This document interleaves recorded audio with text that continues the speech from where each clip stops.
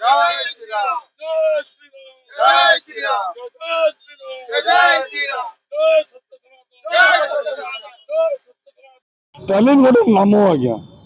से जड़े विधर्मी सनातन विरोधी मंतव्य देथिबारु आज तांको विरुद्ध रे आमे विक्षोभ करूछु कुशपुतलिका दाह करूछु तांको नारा जे एतला दउछु आ आज ठारू राष्ट्र हिंदू परिषद आपण जानिथिबे सदा सर्वदा हिंदुत्व और सनातन धर्म पाई कार्य करदुवा गोटे संगठन गोटे जातीय स्तर संगठन आज ठारू एही विधर्मी पाई सारा देश रे प्रत्येक जिल्ला रे आमे यही विक्षोभ करूँ कुशपुतलिका दाह करूँ और ता ना आम एतला देवु जे पर्यंत से गिरफ नहीं विरुद्ध में कार्यानुष्ठान नमर यही आंदोलन जारी सारा देश में आंदोलन हम दरकार पड़े आंदोलन आहरी तीव्रतर हम राष्ट्र हिंदू परिषद कार्यकर्ता मैंने राजरास्ता को आसबू दरकार स्थले आम आईन अमान्य आंदोलन शुणु सनातन धर्म हूँ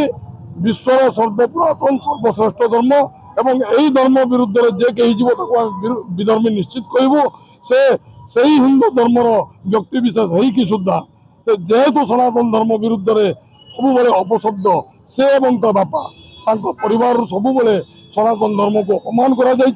सनातन धर्म विरुद्ध अपशब्द कहुई आम विरोध करूँ विधर्मी बोली कहूँ मुझे चाहे पूर्व बापा हिंदुत्व और सनातन धर्म को डेंगू मलेरिया और एड्स भाइरस कहते आज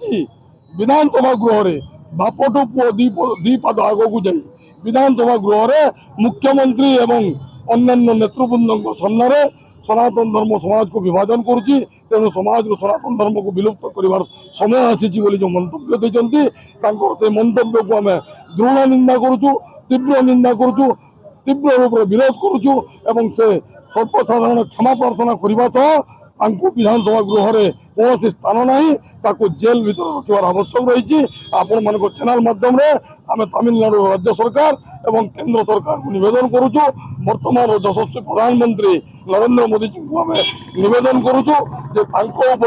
दृढ़ दृढ़ कार्यानुष्ठान ग्रहण कर गिरफ्त कर कोर्ट चालान कर देखु उदयनिधि स्टालियन गोटे विरोधी दल नेता अच्छी विधानसभा जो हिंदू धर्म को हिंदू देवादेवी की जो अपमान करथिला पूर्व पुणी हिंदू मान को लोप करने जो विधानसभा जो टिप्पणी देला वक्तव्य देला आम आज राष्ट्रीय हिंदू परिषद संगठन तरफ आंदोलन करूँ दायरी करूँ तो सारा भारत वर्ष हिंदू धर्म गोटे सर्वश्रेष्ठ धर्म बोली समस्त कहते उदयनिधि स्टालिन मझे 2 मास तले विगत 2 मास तले जो टिप्पणी देता मंतव्य देता हिंदू धर्म डेंगू मलेरिया एड्स सहित मिट्टी में मिला दूंगा कही जो तापर भी आम विक्षोभ प्रदर्शन करूँ गोटे कथा कहबी जो तमिलनाडु रे वर्तमान नुआ सरकार जो टीवी के सरकार होती विजय थालापति थी विधानसभा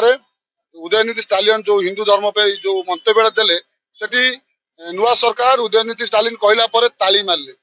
लज्जा लगे कथा जो हिंदू मान भोट रे आज जीति विजय थालापति टीवी के सरकार बनी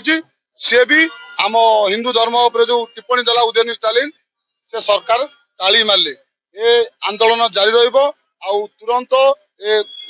जो उदयनिधि स्टालिन की गिरफ्त करने दाबी आम विक्षोभ पदयात्रा कर राष्ट्रीय परिषद संगठन तरफ सारा भारत वर्ष सबू थाना आम एफआईआर दायर करूँ तो ये केंद्र सरकार को ए न्यूज माध्यम आम कहूँ जदि आमर गौतम खटर भाई